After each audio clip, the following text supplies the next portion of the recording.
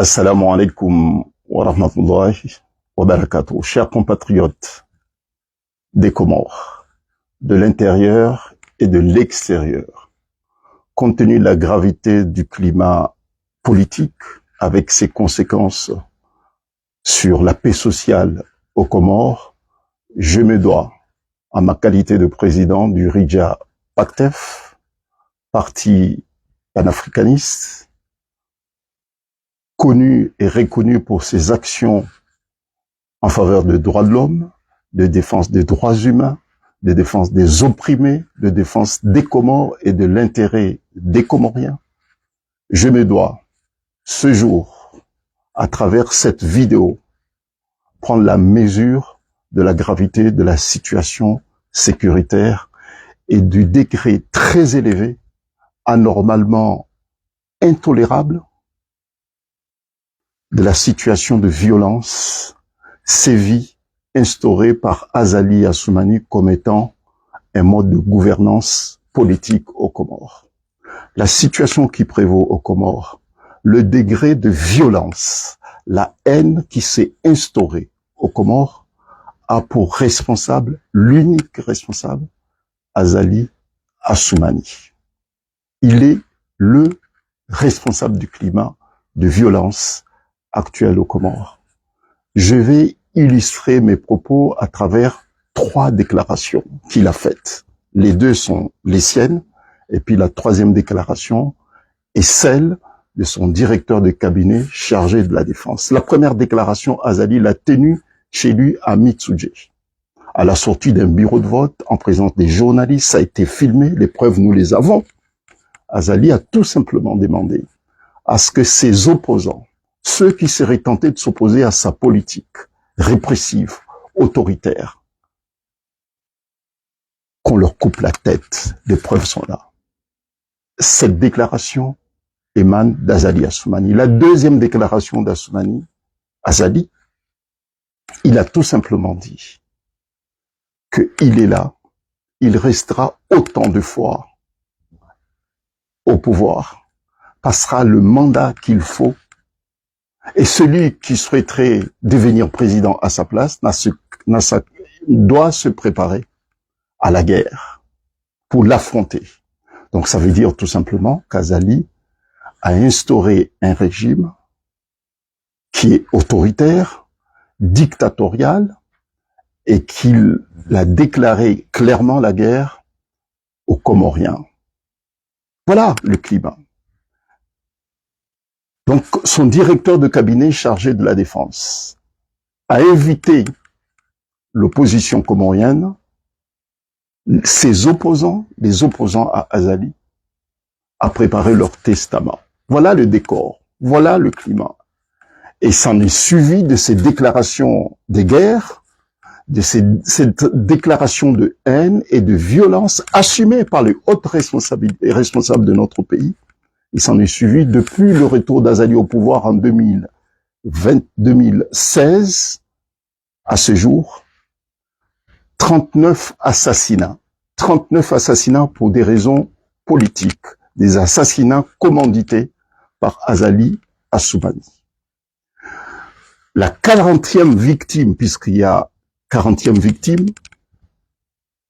c'est Azali lui-même. 39 victimes, et Azali est la 40e victime. Donc Azali est victime de sa propre politique, du climat de violence et de haine qu'il a instauré aux Comores. Donc cette vidéo aujourd'hui, je ne suis pas là pour légitimer, je ne suis pas là pour appeler les gens à la violence, mais en tant que responsable politique, qui était 2 fois au 2e tour d'élection présidentielle chez nous aux Comores. 2 fois au 2e tour d'élection présidentielle aux Comores. Je me dois, à un moment, compte tenu de la gravité de la situation qui prévaut aux Comores, assumer. Oui, je dis assumer mes responsabilités. Hélas, hélas, et je le dis, hélas, les déclarations de guerre qu'Azali a faites produira malheureusement des conséquences. il en est l'une des victimes lui-même. Il faut être réaliste et conséquent. Si Azali Assoumani ne prend pas la mesure de la gravité de la situation, mais qu'il continue avec cette politique de mépris et de manipulation de l'opinion publique nationale, mais surtout de nos partenaires internationaux également, mais hélas, il y aura, et ça c'est inévitable, il y aura encore d'autres actes violents et il peut être victime une nouvelle fois. Puisque les Comoriens, notamment la jeunesse comorienne, Azali ne leur donne pas la possibilité de s'exprimer pacifiquement. Et ça, il a bien voulu que la situation soit ainsi. Hélas, et malheureusement pour lui, s'il ne prend pas la mesure de la situation actuelle, il sera à nouveau victime d'actes violents. En tout cas, il l'a dit, qu'il ne partira pas démocratiquement et pacifiquement du pouvoir. Et le Comores ne l'appartient pas, ni à sa famille, ni à ses enfants, sa femme et ses complices. Les Comores appartiennent à tous les enfants de ce pays.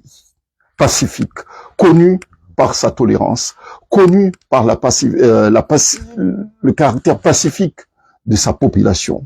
Mais Azali a tout détruit. Il a démoli notre vivre ensemble. Il a démoli l'islam qui caractérise l'islam tolérant, pacifique, qui caractérise les Comoriens. Mais comment on peut interpréter, suite à la tentative d'assassinat dont il a été l'objet, il était victime, comment expliquer que des musulmans, connus pour leur tolérance, connus pour le degré très élevé de fraternité, dansent, chantent, parce qu'il y a un musulman, a fait l'objet, était victime de tentatives d'assassinat. Oui, les Comoriens étaient divisés, profondément divisés lorsqu'ils ont appris qu'Azali Assoumani était victime de tentatives d'assassinat. Certains ont dansé. Il suffit de survoler, de consulter, de voir ce qui se dit sur les réseaux sociaux. Et puis, il y a bien sûr ces partisans, très minoritaires, qui attendent qu'Azali paye leur ordonnance médicale, paye les frais de scolarité de leurs enfants, qu'Azali mette la main dans la caisse de l'État pour subvenir à leurs besoins. Bien sûr qu'ils étaient nombreux à pleurer. Parce que pour eux, c'est pas admissible. Donc ça veut dire qu'il y a Azali peut tuer 39 Comoriens. C'est légitime. Mais lorsque ceux qui sont victimes réagissent en légitime défense, c'est pas normal. Moi, j'appelle les chefs d'État, partenaires, amis des Comores.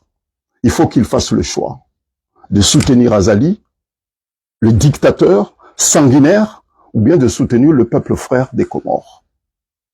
Azali, je le répète, est victime de sa propre politique. Il n'est pas démocrate, il déteste le droit, il déteste la justice. La preuve en est que les 39 Comoriens qui ont été froidement assassinés n'ont jamais fait l'objet, les assassinats, les crimes commis, n'ont jamais fait l'objet d'une information judiciaire ou bien d'une enquête digne de ce nom. Ça, c'est le premier aspect de ma déclaration. Le deuxième aspect, c'est pour attirer l'attention des chefs d'État des pays de la zone et puis de les institutions internationales spécialisées qu'à ce jour, il y a des jeunes militaires comoriens qui sont menacés, certains ont pris la fuite, qui sont dans la nature aux Comores, et d'autres sont peut-être partis à l'étranger. Que les pays partenaires, les pays voisins des Comores, Kenya, Tanzanie, Madagascar, ont une responsabilité importante, une responsabilité issue de leur engagement internationaux de respecter les conventions qui protègent les réfugiés, qui protègent les gens qui sont injustement pourchassés, menacés dans leur pays. Et cet après-midi, je vais me rendre à Genève et demander à ce que les institutions spécialisées assument leurs responsabilités et attirent solennellement l'attention des pays riverains à accepter aux jeunes Comoriens, notamment aux militaires comoriens, qui ont déserté et qui ne peuvent plus accepter d'être bafoués dans leur dignité, victimes de menaces de mort. Et certains ont été réprimandés, tabassés, et d'autres étaient témoins aussi. D'autres étaient témoins de ce qui s'est passé vendredi dernier. Les circonstances de l'assassinat, de la barbarie dont était victime le jeune Fanon de 24 ans. Ces pays ont une responsabilité internationale issue de leurs engagements internationaux. Je me dois, le RIDJA, en qualité de président du RIDJA, je me dois faire le déplacement, aller à Genève aujourd'hui pour attirer l'attention des institutions internationales spécialisées. Ces jeunes ont droit à la protection internationale. Et Azali n'a pas à bénéficier de compassion de qui que ce soit puisqu'il est responsable de tout ce qui arrive aux Comores. Ce que je dis, là, à l'instant, je l'assume. Puisque j'aime mon pays, j'aime mes compatriotes et je déteste les injustices. Dans une circonstance pareille, il n'y a pas de place pour l'hypocrisie. Il n'y a pas de place pour un discours politique convenant.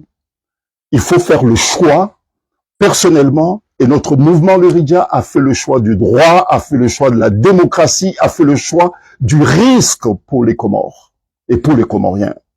Vive les Comores dans la fraternité, vive les Comores dans la solidarité, et non à l'injustice, et non à la barbarie, et non à la dictature.